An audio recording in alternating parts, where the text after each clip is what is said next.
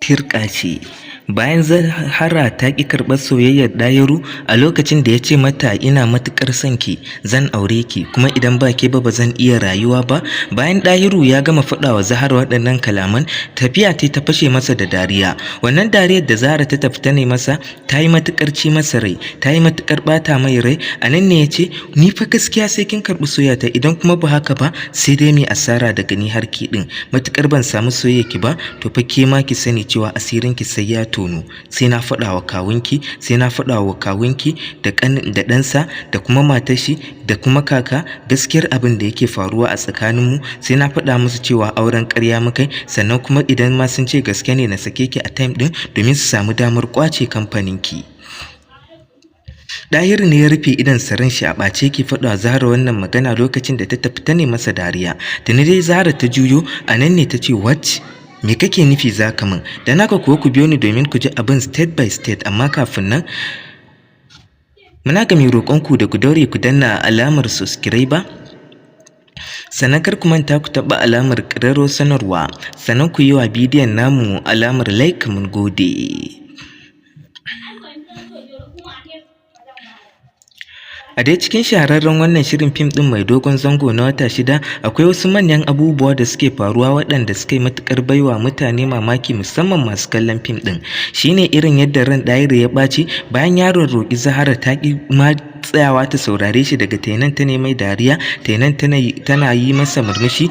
A nan ne ran shi ya ɓaci ya faɗa mata waɗannan maganganun. A nan ne Zahara ta ce, dama ai kai macuci ne, mazambaci, azzalimi, angungumi, ka cutar da rayuwata kuma yanzu ma za ka ƙara cutarwa, to ka je, ai dama hanya a buɗe take, amma ka sani cewa sai Allah ya bi min haƙƙinka.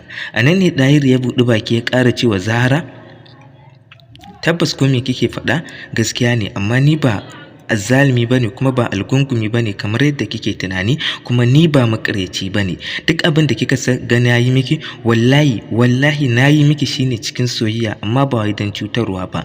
Ina ƙaunar ki, ina son ki, ki san da wannan, kuma ba zan taɓa daina son ki ba.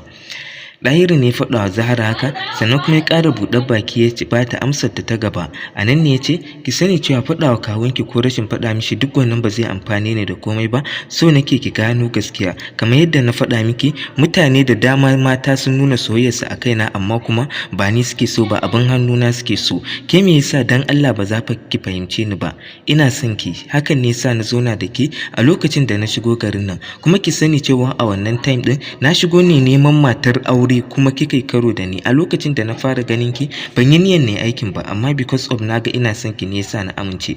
Ki sani cewa a wannan time din ko nawa za ku ban ba zan karɓi aikin ku ba, saboda soyayya ki ce kawai ta sa na amince. Idan na zalunce ki, ke ma aikin zalunce ni.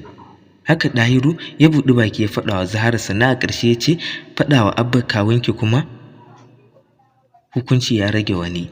Amma dan Allah ki ƙara duba akan maganata, zan bar ki huta zuwa gobe sai mu ci gaba. To da alama gobe idan Zahra bata karɓi soyayyar shi ba, to fa zai iya tona asirinta ta hanyar faɗa wa kawunta gaskiya.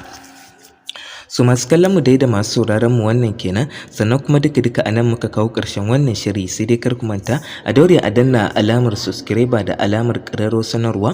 Mun gode sosai da zuwa like wannan shafi namu mai albarka na Amana Blogs TV.